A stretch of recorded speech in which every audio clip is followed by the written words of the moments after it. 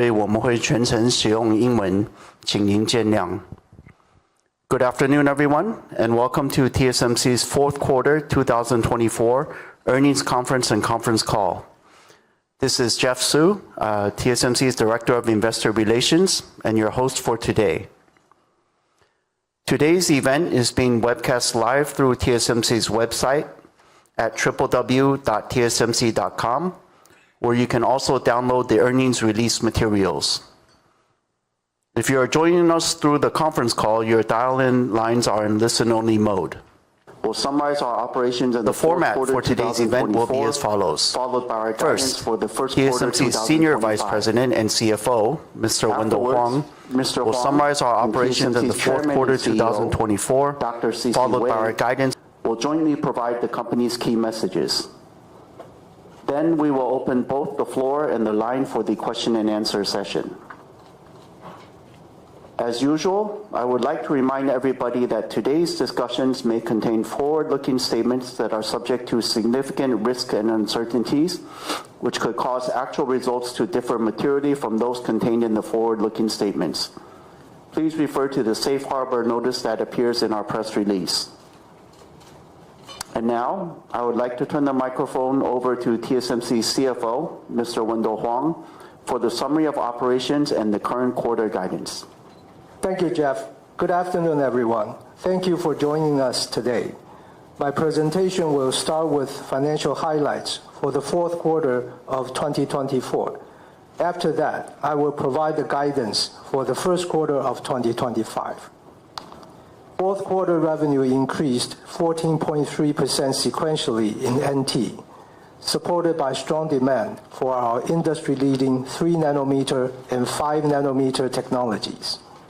Gross margin increased by 1.2 percentage points sequentially to 59%, mainly reflecting a higher capacity utilization rate and productivity gains, partially offset by the dilution of 3 nanometer ramp-up. With operating leverage, total operating expenses accounted for 10% of net revenue.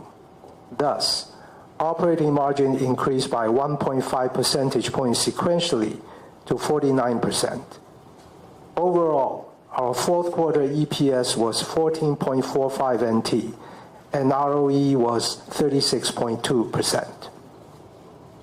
Now let's move on to revenue by technology. 3 nanometer process technology contributed 26% of wafer revenue in the fourth quarter. 5 nanometer and 7 nanometer accounted for 34% and 14% respectively.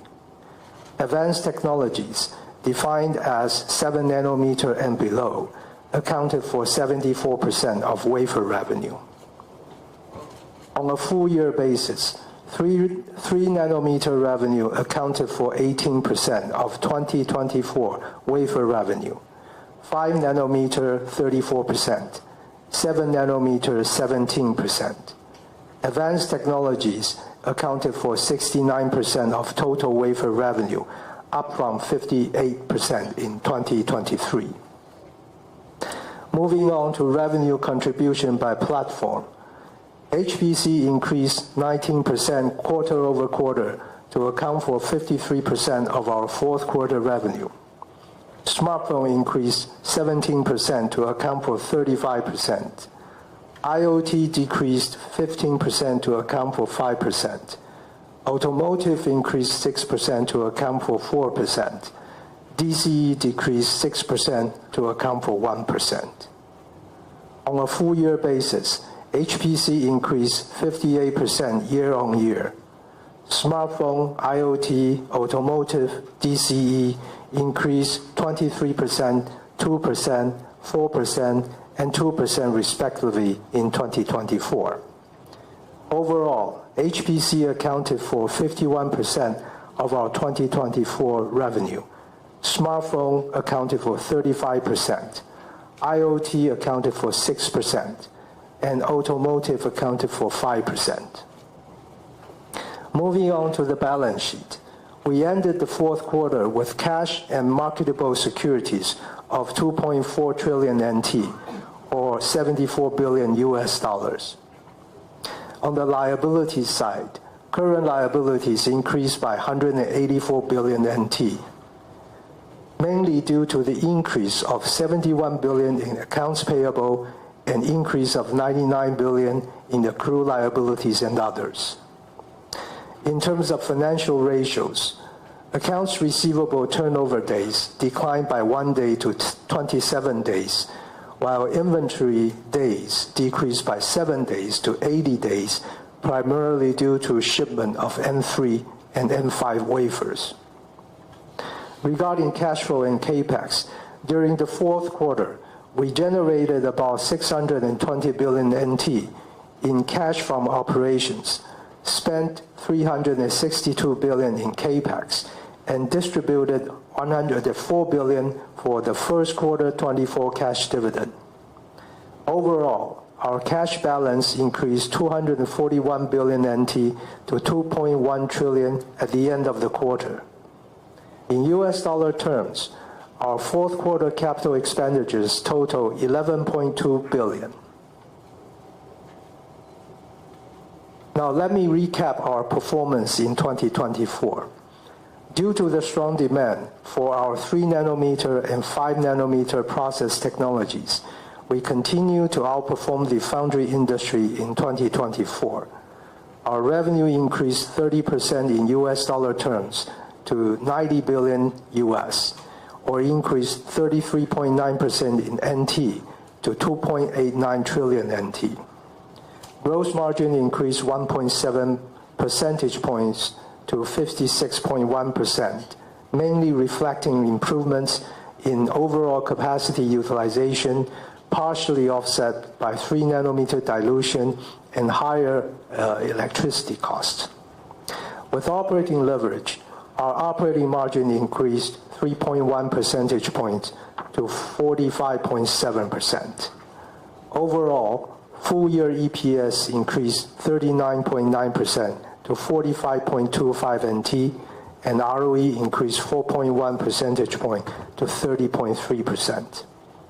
On cash flow, we spent 29.8 billion US dollars, or 956 billion NT in CAPEX, generated 1.8 trillion NT in operating cash flow, and 870 billion in free cash flow. We pay 363 billion NT in cash dividends in 2024, up 24.5% year over year. I've finished my financial summary. Now, let's turn to our current quarter guidance. We expect our business in the first quarter to be impacted by smartphone seasonality, partially offset by continued growth in AI-related demand. Based on the current business outlook, we expect our first quarter revenue to be between 25 billion and 25.8 billion US, which represents a 5.5% sequential decline or a 34.7% year-over-year increase at the midpoint. Based on the exchange rate assumption of $1 to 32.8 NT, gross margin is expected to be between 57% and 59%. Operating margin between 46.5% and 48.5%. Regarding tax rate, our effective tax rate was 16.7% in 2024. For 2025, we expect our effective tax rate to be between 16 and 17%. This concludes my financial presentation. Now let me turn to our key messages. I will start by talking about our fourth quarter 24 and first quarter 25 profitability. Compared to third quarter, our fourth quarter gross margin increased by 120 basis points sequentially to 59%, primarily due to a higher capacity utilization rate and productivity gains, partially offset by dilution from the continued ramp-up of our 3 nanometer technology. We have just guided our first quarter gross margin to decrease by 100 basis points to 58% at the midpoint. This is primarily due to ramp costs associated with N2 and CoWoS expansion and the start of dilution from our overseas fabs. As a reminder, 6 factors determine TSMC's profitability: leadership, technology development and ramp-up, pricing, cost reduction, technology mix, capacity utilization, and foreign exchange rate. Looking at full year 2025, given the 6 factors, there are a few puts and takes I would like to share. On the one hand, we are working hard to increase our value. The dilution impact from our N3 ramp is expected to gradually reduce, and we expect our overall utilization rate to moderately increase in 2025. On the other hand, as we have said before, we forecast 2 to 3% margin dilution impact from the ramp-up of our overseas fabs. The impact is less than 100 basis points in the first quarter of 25, but we expect it to grow more pronounced throughout the year as our fabs in Kumamoto and Arizona ramp up. We also expect inflationary costs, including higher electricity prices in Taiwan, to impact our gross margin by at least 1% in 2025. In addition, there are some ramp-up costs associated with N2 and further conversion of N5 to N3 capacity, which together we expect to impact our gross margin by about 1%. Finally, we have no control over the foreign exchange rate, but that may be another factor in 2025. Longer term, excluding the impact of foreign exchange rate and considering our global manufacturing footprint expansion plans, we continue to forecast a long-term gross margin of 53% and higher is achievable. Next, let me talk about our 2025 capital budget and depreciation. Every year, our CAPEX is spent in anticipation of the growth that will follow in the future years, and our CAPEX and capacity planning is based on the long-term market demand profile. At TSMC, a higher level of capital expenditures is always correlated with higher growth opportunities in the following years. In 2024, we spent $29.8 billion as we continue to invest to support our customers' growth. With our strong technology leadership and differentiation, we are well positioned to capture the multi-year structured demand from the industry megatrends of 5G, AI, and HPC. In 2025, we expect our capital budget to be between $38 and $42 billion as we invest to capture the future growth. Out of the $38 to $42 billion CAPEX for 2025, about 70% of the capital budget will be allocated for advanced process technologies. About 10 to 20% will be spent for specialty technologies, and about 10 to 20% will be spent for advanced packaging, testing, mask making, and others. Our depreciation expense is expected to increase by high single-digit percentage year over year in 2025, as newly incurred depreciation will be partially offset by other nodes rolling off depreciation. Even as we invest for the future growth with this level of CAPEX spending in 2025, we remain committed to delivering profitable growth to our shareholders. We also remain committed to a sustainable and steadily increased cash dividend per share on both an annual and quarterly basis. Now let me turn the microphone over to CC. Thank you, Wendell. Good afternoon, everyone. First, let me start with conclusion of 2024 and our 2025 outlook. 2024 was a mixed year of recovery for the global semiconductor industry. AI-related demand was strong, while other applications saw only a very mild recovery. as macroeconomic conditions weigh on consumer sentiment and end market demand. Concluding 2024, the Foundry 2.0 industry, which we define as all logical wafer manufacturing, packaging, testing, mask making, and others, increased 6% year over year, slightly lower than our previous forecast. Supported by strong demand for our leading-edge process technologies, TSMC's revenue increased 30% year over year in US dollar terms, outperforming the foundry industry growth. Entering 2025, we expect fabless semiconductor inventory to have returned to a healthier level exceeding 2024. We forecast the Foundry 2.0 industry to grow 10% year over year in 2025, supported by robust AI-related demand and a mild recovery in other end market segments.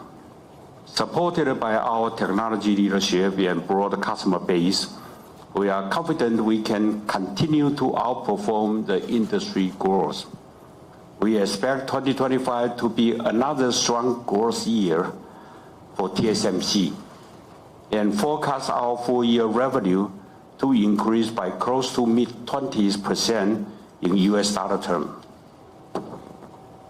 Now I will talk about AI demand and TSMC's long-term growth outlook. We observe robust AI-related demand from our customers throughout 2024.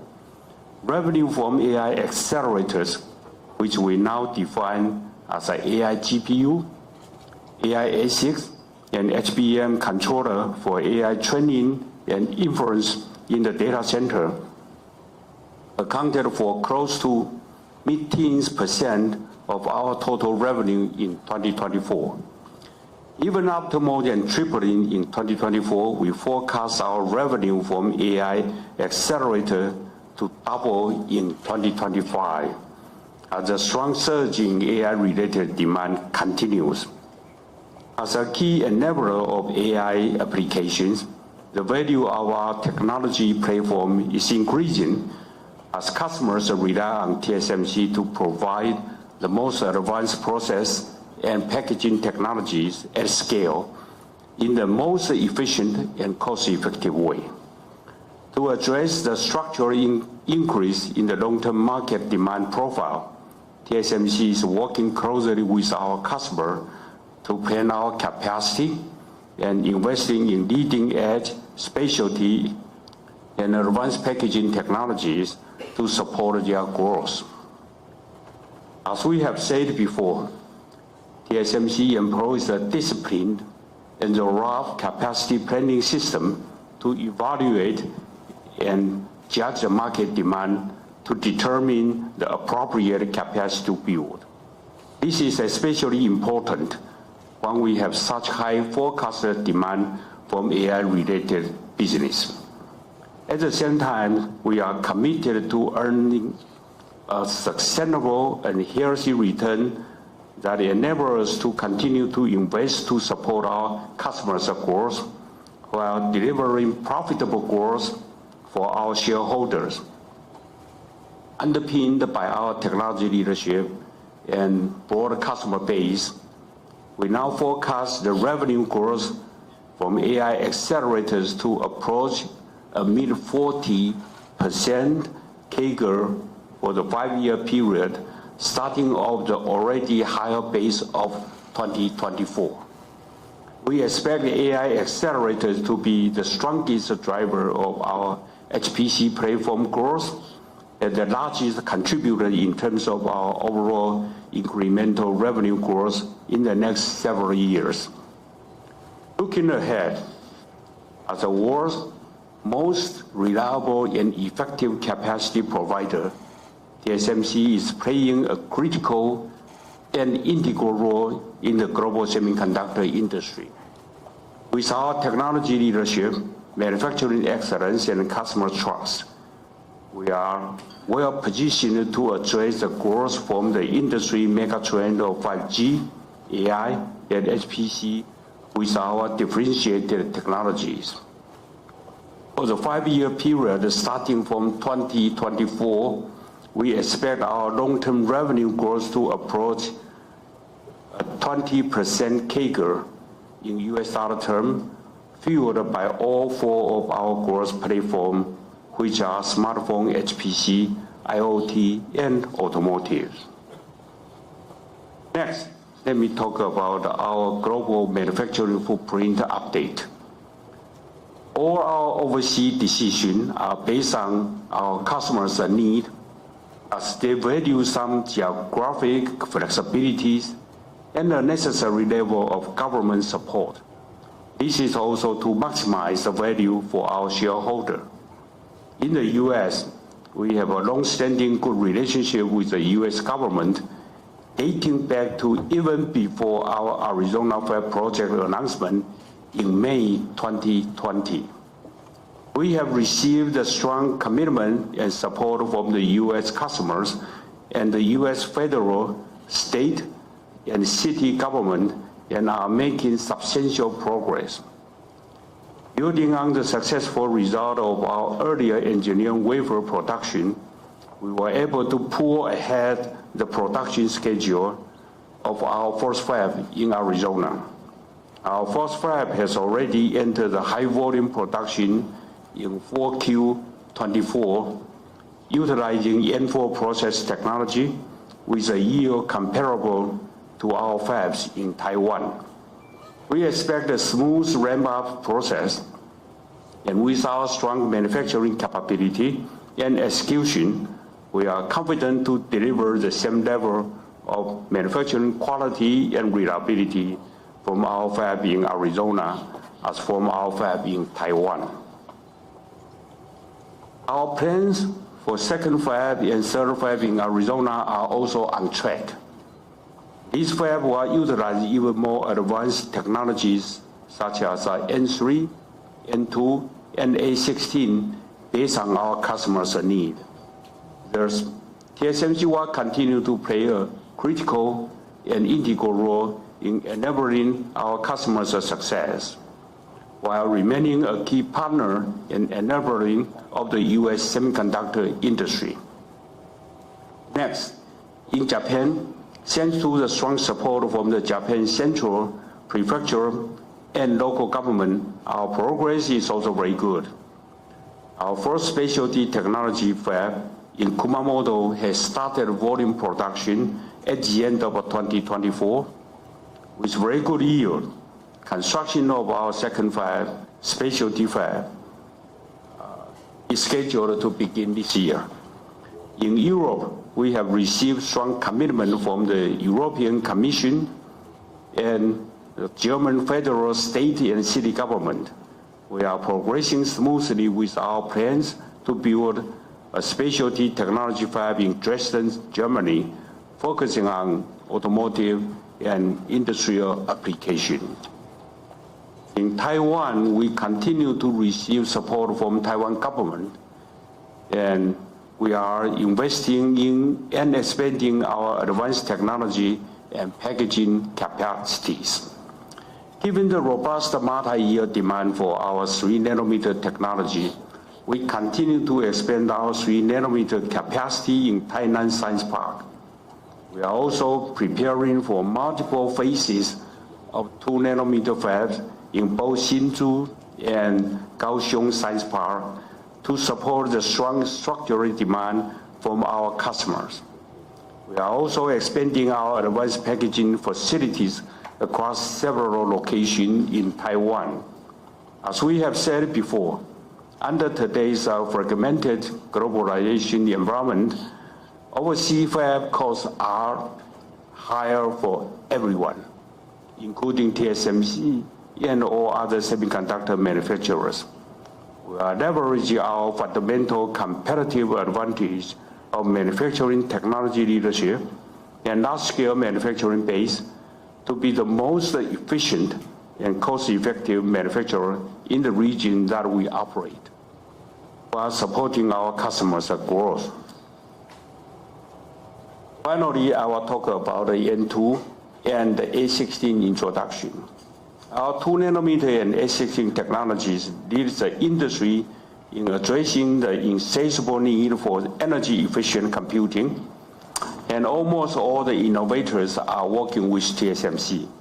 We expect a number of the new tape-out for 2nm technology in the first 2 years to be higher than both 3nm and 5nm in their first 2 years, fueled by both smartphone and HPC applications.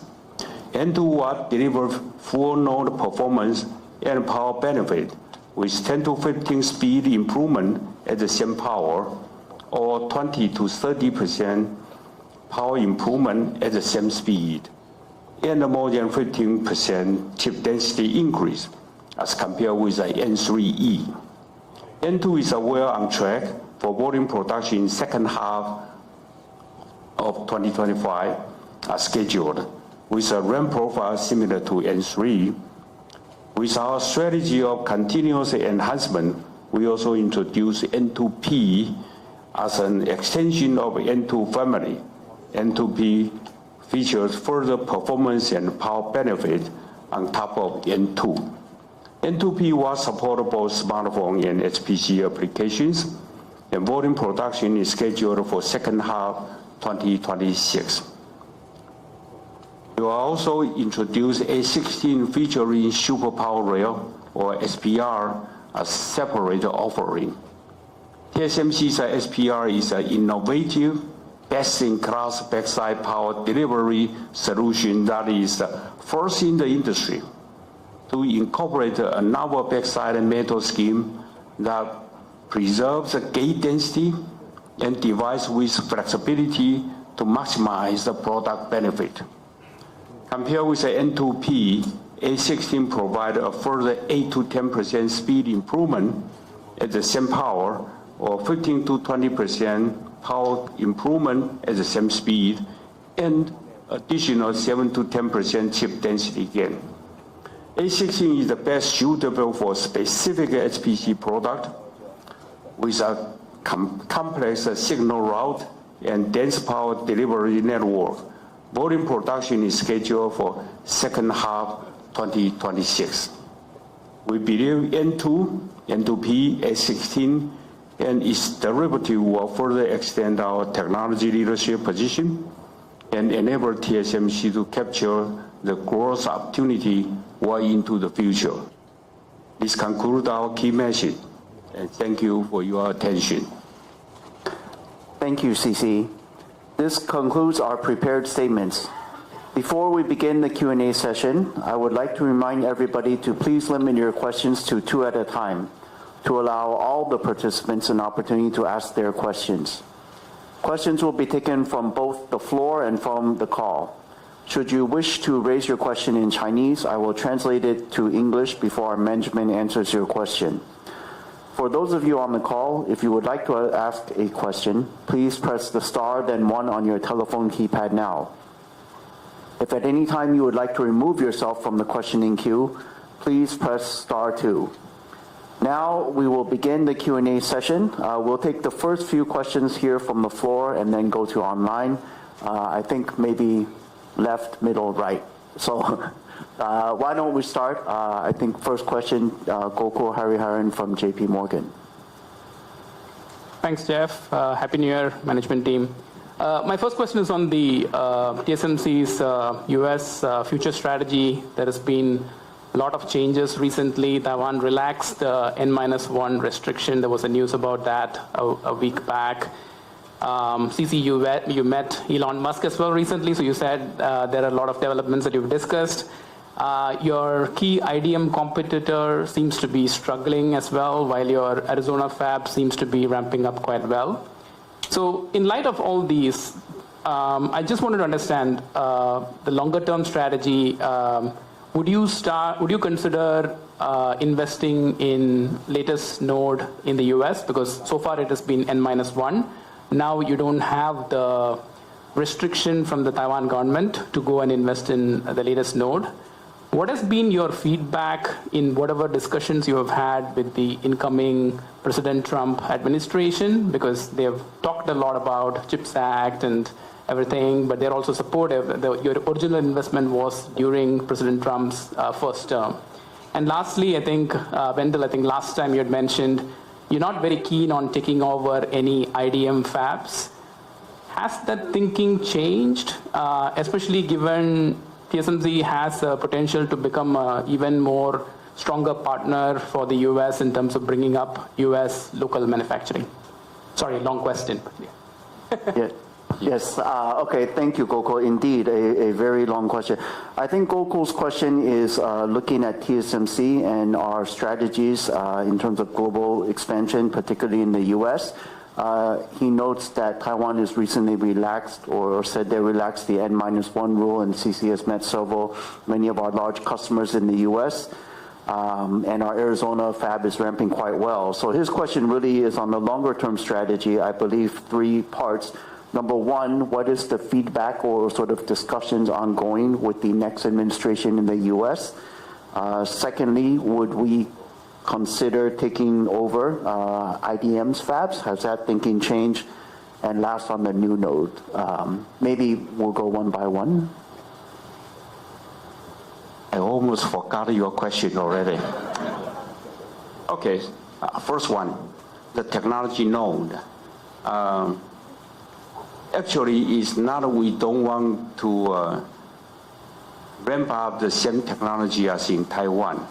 But if you look at when we ramping up, introduce a new technology into manufacturing, the fab, the process is so complicated, so it has to be very close to the R&D people.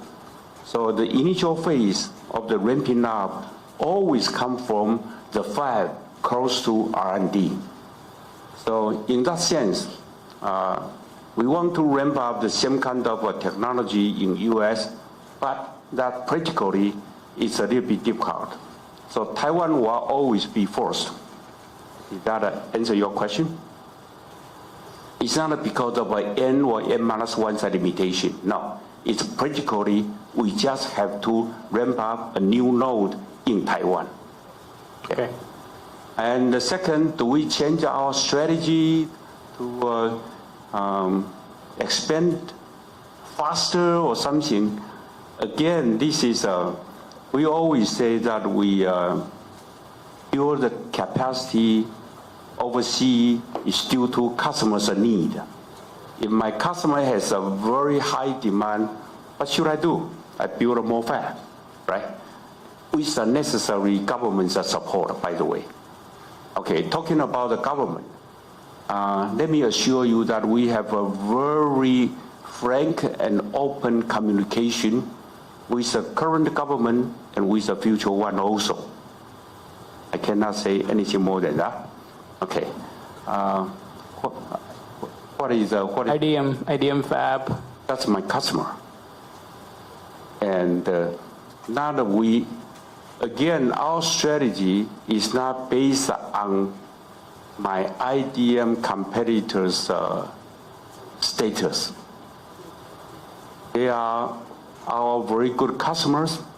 I like them, and they are very important to TSMC's business also. That's all I can say. Thank you. Okay, thanks, Sisi. Maybe my next question going to gross margins. So Wendell, we are almost approaching 60% gross margin. Last cycle, we peaked at about 60% towards the peak of the cycle. You're expecting the cycle to even strengthen based on guidance that CC provided for both AI as well as some improvement in non-AI. So how should we think about gross margins in this cycle? Is it realistic that we can get to more than 60% gross margin in this upcycle?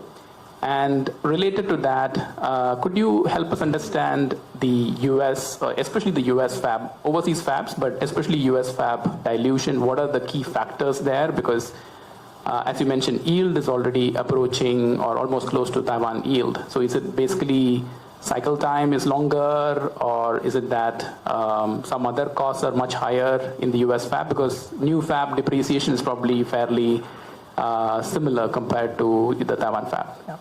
Okay, so Gokul's second question is on gross margin. Again, two parts. He notes gross margin is almost approaching 60%. In 2022, the last cycle, it was also around this type of level. We have said that this year is another very strong growth year for TSMC. So his question is, how should we think about gross margins in this current cycle? Can we approach or get to 60 or low 60s type of again? And then the second part is more specific to the U.S. In terms of the cost gap. What are the U.S. cost factors leading to the dilution impact? Hey, Gokul, first question on the gross margin. As we said, there are 6 factors affecting the profitability. Now, every year, different factors play different roles. But for example, if the utilization is extremely high, like the last cycle, it is not impossible for us to reach what you just said. And secondly, the U.S. fab cost. It is more expensive in the U.S., mainly because of several reasons. Number one, the smaller scale. Right. Now, number two, the higher price in the supply chain. And number three, the very early stage of the ecosystem. So if you add all these up, as we said, 2 to 3% dilution from our overseas fabs every year in the next 5 years.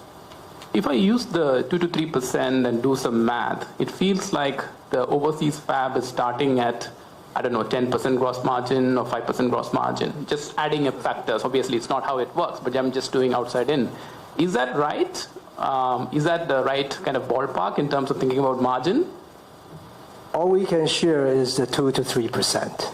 Yeah. I don't think TSMC has ever started a fab at 10% gross margin. Thank you. Gokul, we are working hard to improve it. Okay, thank you, Gokul. We'll go to the middle. Laura Chen from Citibank. Thank you, and congratulations for the good result. I just want to have more details about your review. I think people are kind of looking for your updated long-term CAGR growth. So I believe that 20% starting from a already very high base in 2024 is a really good long-term objective. But just wondering that aside from the strong AI demand, what's your view on the traditional applications like a PC and the smartphone growth, in particular for this year? Okay, so Laura's first question is looking, she notes that we have updated our long-term CAGR to be approaching 20%, revenue growth in US dollars, starting off even the high base of 24. So her question is, of course, AI demand is part of that, but what about smartphone and PC? And I think your question is specific to this year, CC, 2025. This year is still a mild growth for PC and smartphone, but everything is AI related, all right? So you can start to see why we have confidence to give you a close to 20% CAGR in the next 5 years. AI. You look at a smartphone, they will put the AI functionality inside. And not only that, so the silicon content will be increased. In addition to that, actually the replacement cycle will be shortened. And also they need to go into the very advanced technology. Because of, if you want to put a lot of functionality inside a small chip, you need a much more advanced technology to put those kind of things.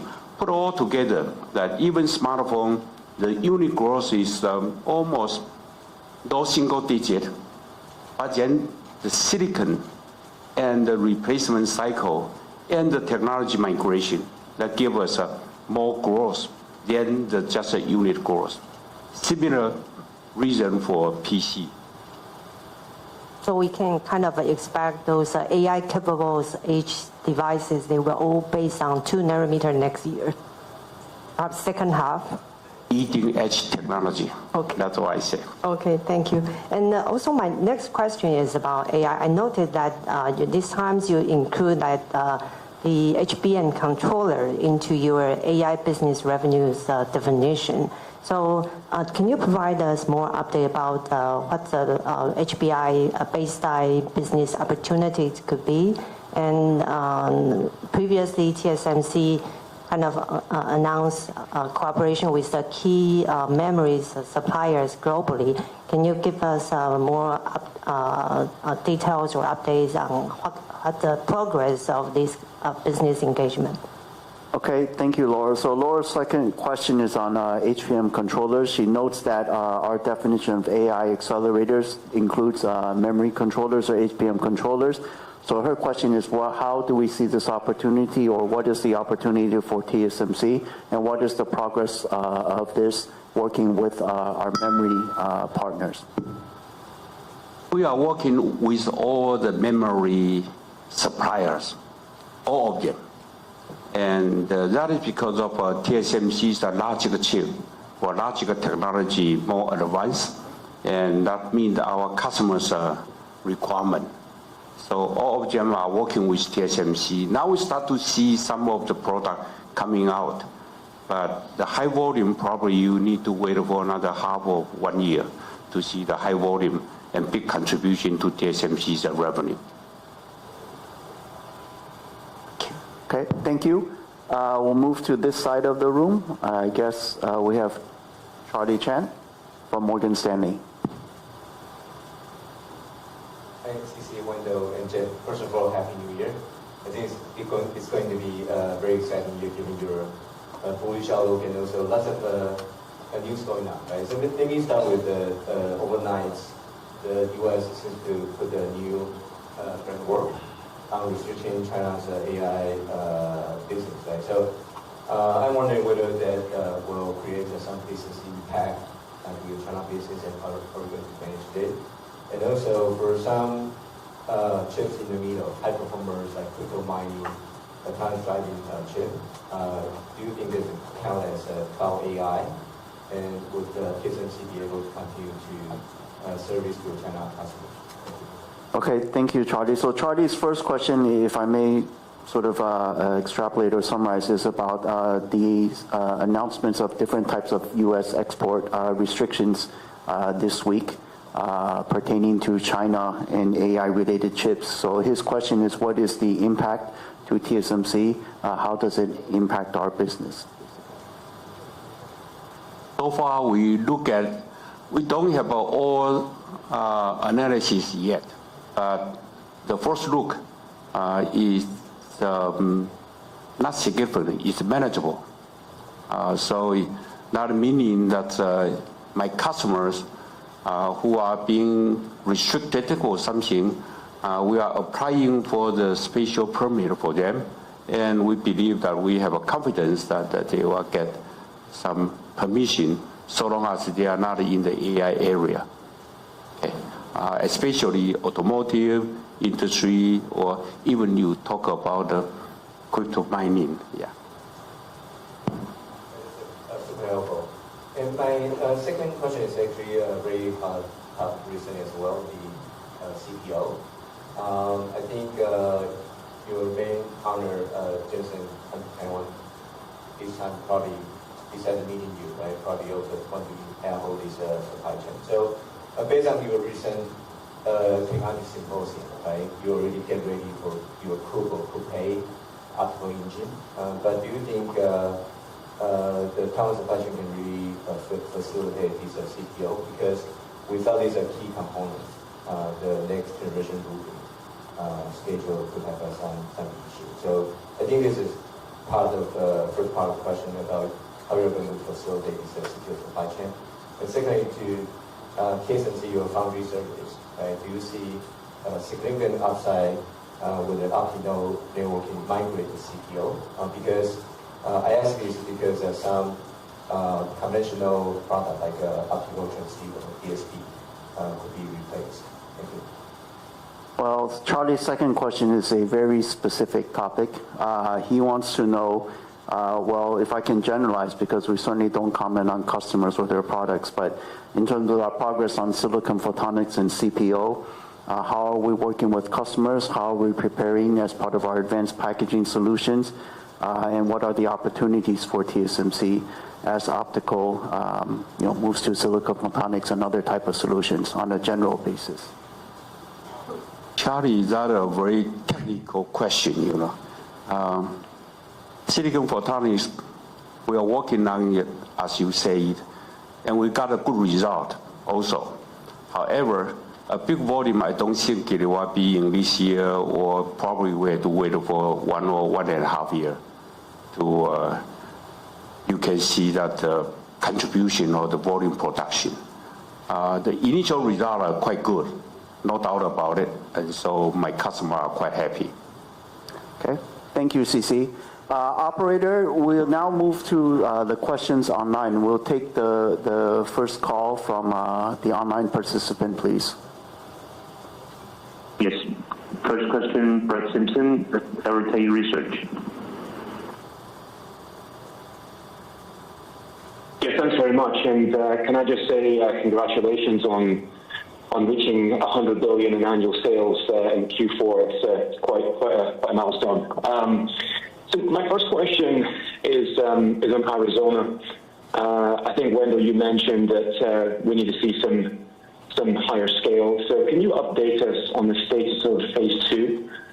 It looks like the construction of the shell is nearly complete, but it would be great to understand more about how you see P2 developing over the course of 2025. And in terms of pricing U.S. wafers, how are you planning to do this? Will you have a U.S. price and a Taiwan price, or are you more likely to have a global price regardless of where you make the wafers? Thank you. Okay, so Brett's first question is on Arizona, maybe split into two parts. First is in terms of, we have already started the volume production of the first fab, so Brett would like an update on the progress of the second fab in terms of the construction of the buildings and the shells, etc. And then the second part would be on the pricing of overseas. As we say, there's value to our customers. He wants to know, do we charge a separate price, or is it part of the overall pricing, etc., etc.? Let me answer the second question first. Do we charge a little bit higher? Yes, we did, because of we have a value of geographic flexibility, right? And you guys know that made in USA is a premium product. Yes, we discussed with our customer, and they are all agree and happy to work with TSMC so that we can, because of the cost structure over there, so it's a little bit higher price over there. The progress of the first fab is right now in volume production. Second fab, we almost finished all the building and start to put the facility, etc., etc. And we expect that we move the tools this year also. And we have a plan that our third fab probably will start very soon, and we will announce it in the later days. Okay. Okay, thank you, CC. Brett, does that answer your first question, and do you have a second one? Yeah, very clear. And the second question, I wanted to get your perspective. Broadcom CEO recently laid out a large SAM for AI hyperscalers building out custom silicon. I think he was talking about 1 million accelerator clusters from each of the customers he has in the next 2 or 3 years. What's TSMC's perspective on all this? I'm sure you've spent a lot of time verifying what hyperscalers are planning over the years to come, and how comfortable are you with the scale of what's being implied here? Thanks. Okay, so Brett's second question is looking at AI, I guess, specifically AI custom chips or ASICs. He notes that one of our customers recently laid out a very strong or large addressable SAM market for AI hyperscalers using custom silicon. Lots of them talking about clusters of 1 million chips.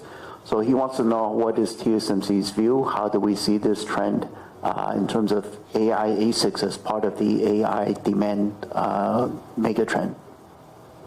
Brett, I'm not going to answer the question of the specific number, but let me assure you that whether it's an ASIC or it's a graphic, they all need a very leading edge technology, and they're all working with TSMC. Okay, so, and the second one is the demand real, or is as a number that my customer said. I would say that the demand is very strong. Is that enough to answer your question? Brett? Yeah, that's great. Thank you. Okay, thank you, Brett. Operator, do we have anyone else on the line? It seems not. Then No, let's. Okay, we don't. Then let's go back to the floor. I think on the left side, Bruce Liu from Goldman Sachs. Hi. Thank you for taking my question. To be honest, I'm a bit surprised that the long-term gross margin target doesn't really change it. I believe TSMC's value is definitely more than selling the, pass on the cost. I believe that TSMC needs to invest a lot more in R&D to maintain the leadership. TSMC suggested raise the gross margin target in 2022 with higher R&D requirement, with higher profitable target, right? So I asked the same question 2 quarters ago, which is in the process of price negotiation, which is understandable. But I think the price negotiation is pretty much done. What's the discrepancy here? Why TSMC cannot raise the profitability target? Okay, so Bruce's first question, he wants to know, again, our long-term gross margin. Why are we not changing the target of 53 and higher? Okay, he correctly notes that certainly TSMC's value is increasing, and certainly TSMC, we need to invest a lot of money in R&D and capacity to support our customers' growth. So we have always had a focus on earning the right return. He also notes in 2022, well, our gross margin used to be about 50, then we raised it to 53 and higher. So his question is, why is it not and higher, I guess? Hi, Bruce. As we said, 6 factors affecting the profitability. Every year, different factors have different weight. Now, 2 things to note. Number 1, starting from this year, overseas fab expansion, 2 to 3 percentage point impact every year for the next 5 years. The other things to note, macro environment, uncertainty, which may lead to impacting the global economy, which may lead to end market demand. Now, having said that, we are in a capital-intensive industry, so we will need to earn a healthy return to continue to invest to support our customer, support their growth, and also deliver a profitable growth to our shareholders. And you mentioned about the raising of long-term gross margins back in 2022 to 53% and higher. And we have been able to deliver that and higher part since then. So given all the above, we continue to think that 53% and higher gross margin is achievable, and we work very hard to achieve on the higher part. Okay, I'll try next 2 quarters. For the CoWoS capacity, TSMC has been very aggressive in expanding the capacity. However, the application is highly concentrated in AI at the current stage, which there are certain noise around it. When can we see non-AI application, such as server, smartphone, or anything else, can be can start to adapt CoWoS capacity in case there is any fluctuation in the AI demand? Okay, thank you, Bruce. So Bruce's second question is on CoWoS capacity. In his words, we have been very aggressive to expand the capacity, but his concern is highly concentrated with AI-related demand. So his question is, when do we expect or to see more non-AI application adoption of CoWoS solutions? Well, yes, today is all AI focused, and we have a very tight capacity and cannot even meet customers' need. But whether other products will adopt this kind of a CoWoS approach, they will. It's coming, and we know that it's coming. So that's all I can say. When? It's coming. Okay, I'll try next quarter. On the CPU and on the server chip, let me give you a hint. Thank you. Okay, thank you, Bruce. We'll go to the middle. Arthur Lai from Macquarie. Hi, CP and Window and Jeff. Arthur Lai from Macquarie. So first of all, congrats on the strong growth margin. Just have a very quick follow-up on the US and JP expansion, as this is important. My client keep chasing me. So do you have operational strategy to mitigate the cost gap between the overseas fab and Taiwan fab? Yeah, I think CC you hint like you work on it and improve the cost margin. But during the Chinese New Year, I read Morris Zhang's piece autobiography, and he mentioned that the strategy is to copy exactly from the Taiwan mother fab, right? So I want to understand how we maintain the high yield and also drive the cost down. Thank you. Okay, so Arthur's question is about our overseas expansion. His question is related to the cost gap and what is our operational strategies to mitigate the cost gap. How are we doing this internally in our fab operations and strategies to do so? Mention my boss's book. Okay, that's meaning that you really read it. What he says, copy exactly is whatever Taiwan's improvement, the U.S. will copy over there. Doesn't mean that this year, next year, and the following year will be the same. We continue to improve. That's improve the cost structure, both in Taiwan and in the U.S. And we also try very hard to find out a new methodology or whatever that I cannot share with you right now, but it will give Arizona fab some benefit, and so that we will improve, will minimize the gap between the cost structure between U.S. and Taiwan, and we are working on that. But no matter what I say, we will be the best fab over there. Okay. Second follow-up question probably is on Window. You just mentioned that there's a 200 bips or 300 bips margin dilution, right? So can you give us one level down that the variable cost and the fixed cost maybe happen, or maybe which one is higher? Okay, so Arthur's second question is on the overseas dilution of 2 to 3%. He is asking if we can provide a further breakdown in terms of how much of that is composed from variable cost, how much of that is from the fixed costs, etc. Arthur, we really don't give breakdown on these numbers, but both of them are higher. That's all I can share with you. Okay, thank you. We'll move to the right side of the room. I think Rick Hsu from Daiwa Securities.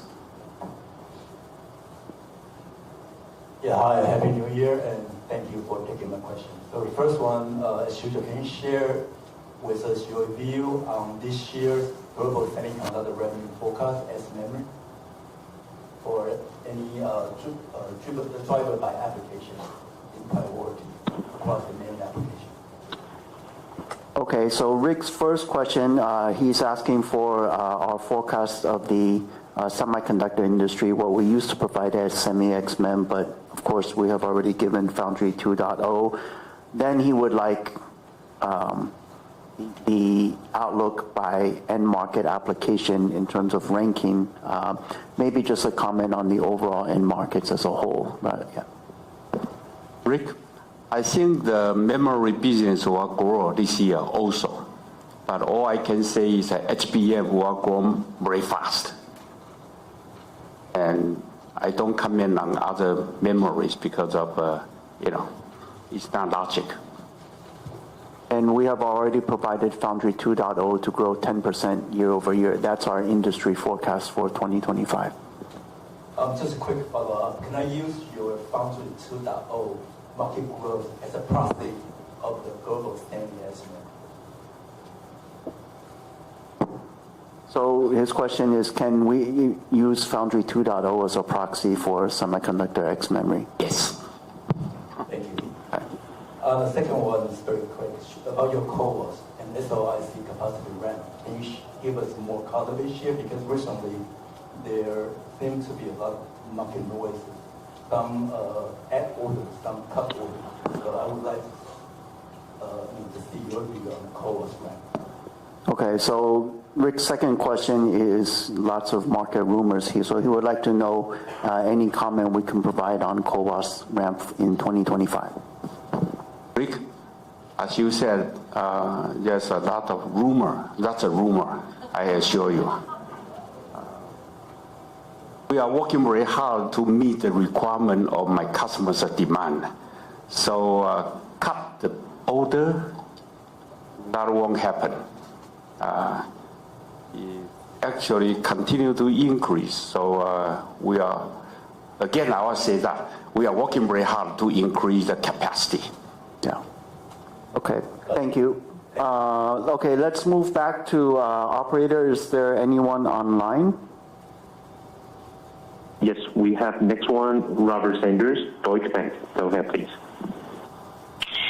Yeah, hi there. I just have a question on AI demand. Is there a scenario where HBM is more of a constraint on the demand rather than CoWoS, which seems to be the bigger constraint at the moment?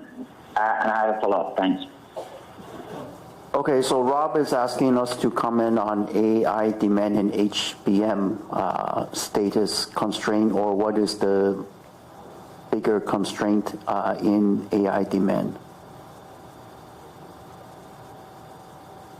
I don't comment on other supplier, but I know that we have a very tight capacity to support the AI demand. I don't want to say I'm the bottleneck. TSMC always working very hard with customer to meet their requirement.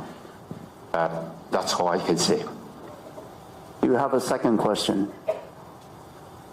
Yeah, just on SOIC, there's been more discussion in the market around your smartphone customers adopting SOIC.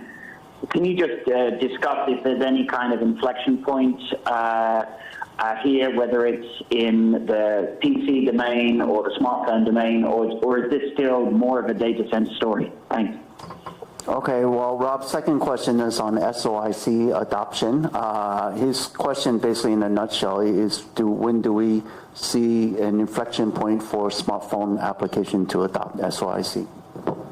Today, SOIC's demand still can focus on AI applications.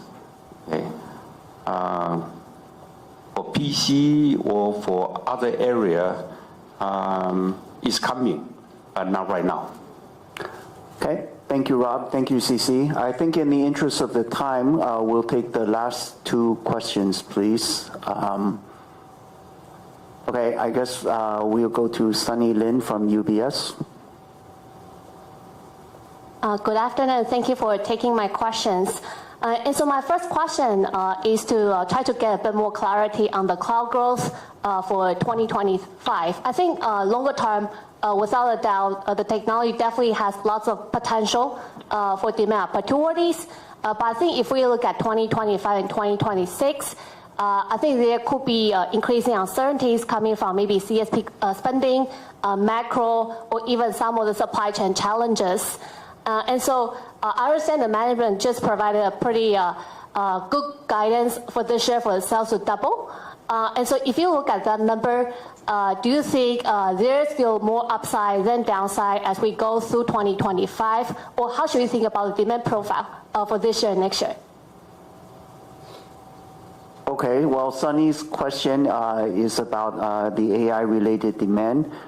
We have said that even after tripling, more than tripling last year, it will double again in 2025. She wants to know, is there upside or downside to this? And also for us to provide an outlook on the 2026 AI growth. Annie, I certainly hope there's an upside, but I hope I can, my team can supply enough capacity to support it. Did that give you enough hint? Okay. And we also forecast, based on the 2024's high number, we also forecast of mid-40s is CAGR for the 5 years. That gives you some kind of estimate that you can calculate. Yeah, also, me 40% is the long-term expectation in terms of the growth by next few years. But how should you think about the trajectory of the growth? For sure, this year is still pretty strong growth, but do you think at some point maybe we see a moderation of growth temporarily and then followed by another ramp? Well, I think Sunny's question, again, is asking us to comment on 2026 outlook, which is a little bit early, or that, how do we see the trajectory of the growth? I've already said it's a little bit too early. All right. Sure, no problem. So I'll follow up maybe next quarter as well. And so my second question is on Edge AI. And so last year, management did expect maybe 2025 to be the inflection point for us to see more content related to Edge AI. So based on your current visibility, are you seeing clients ramping for this year for the Edge AI products, maybe into second half? And before, you also mentioned Edge AI could potentially drive 5 to 10% die size increase. Would that be a one-time increase, or do you think beyond the 5 to 10% increase for the maybe first-gen product, there should be sustainable increase going forward? Okay, so Sunny's second question is related to Edge AI. She would like some more detail or color. Do we see customers ramping Edge or what we call on-device AI products in second half of this year?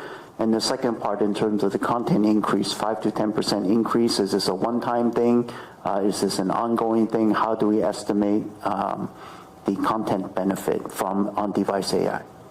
Okay. On the Edge AI, in our observation, we found out that our customers start to put more neural processor inside. And so we estimate it's a 5 to 10% more silicon being used.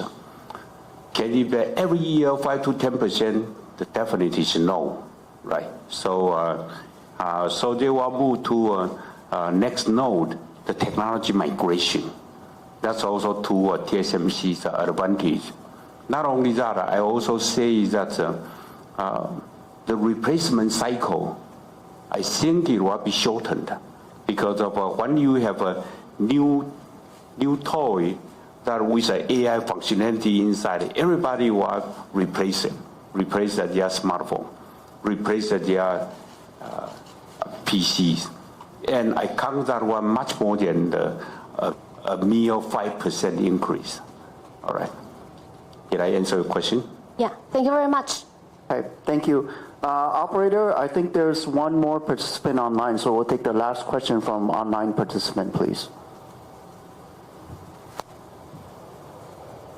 But I think the last caller just dropped the line. Thank you. Okay, then we'll take the last question from Bradman from Bank of America. Thank you for squeezing me in. So Happy New Year and taking my questions. So I would like to ask 2 questions. First question would be on the CoWoS as well. So we have observed an increasing margin of advanced packaging. Could you remind us the CoWoS contribution of last year? And do you expect the margin to kind of approach the corporate average or even exceed it after the so-called value reflection this year? That would be my first question. Thank you. Okay, so Brad's first question is very specific to CoWoS. Basically, he wants to know what is the revenue contribution from CoWoS last year and what is the margin profile. Maybe we can talk about advanced packaging. Hey, Brad, we don't break it down in different segments of the advanced packaging, but overall speaking, advanced packaging accounted for over 8% of revenue last year, and it will account for over 10% this year. In terms of gross margins, it is better. It is better than before, but still below the corporate average. Thank you. Thank you, Wendell. That's very helpful. And then my second question will be on the IDM. So we have seen IDMs increasingly rely on TSMC. And then do we still expect the IDM to support our long-term growth? Okay, so Brad's second question, I think, is on IDM and IDM outsourcing. He does note that we do see more IDM outsourcing business. So is this part of our long-term growth outlook, CAGR?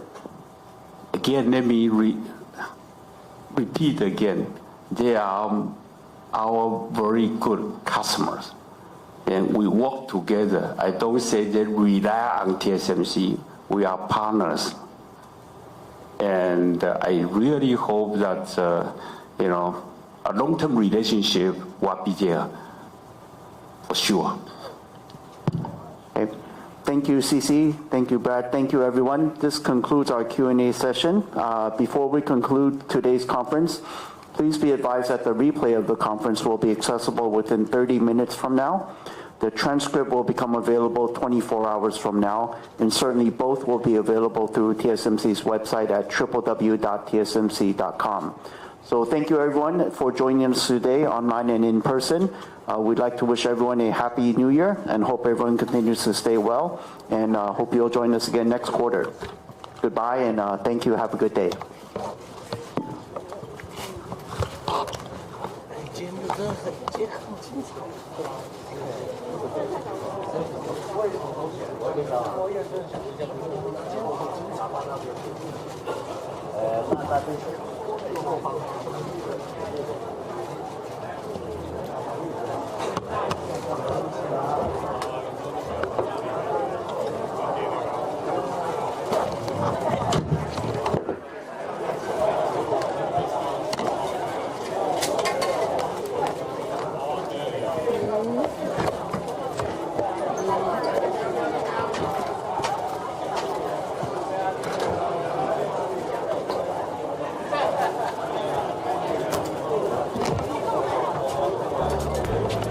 告诉大家，我最近发现新法宝 Royal Bake 觅食奇迹系列，它有活肤露、平效精华，还有精华霜。尤其我皮肤比较偏干，就非常的助力保湿。保湿做得好，肌肤自然丰润。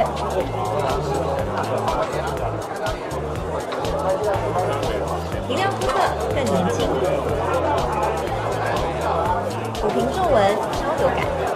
没有啦，其实而且气色变好，那个就够。用精华呀，可以啊，对啊，那就够大，对啊，够大。可是我要拿滑石来。好，可以啊。谢谢你，美吧？对啊。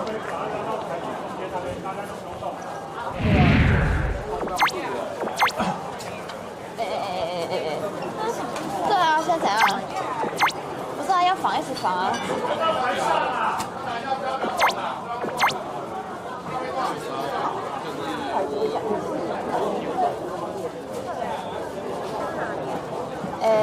等下那边是怎样？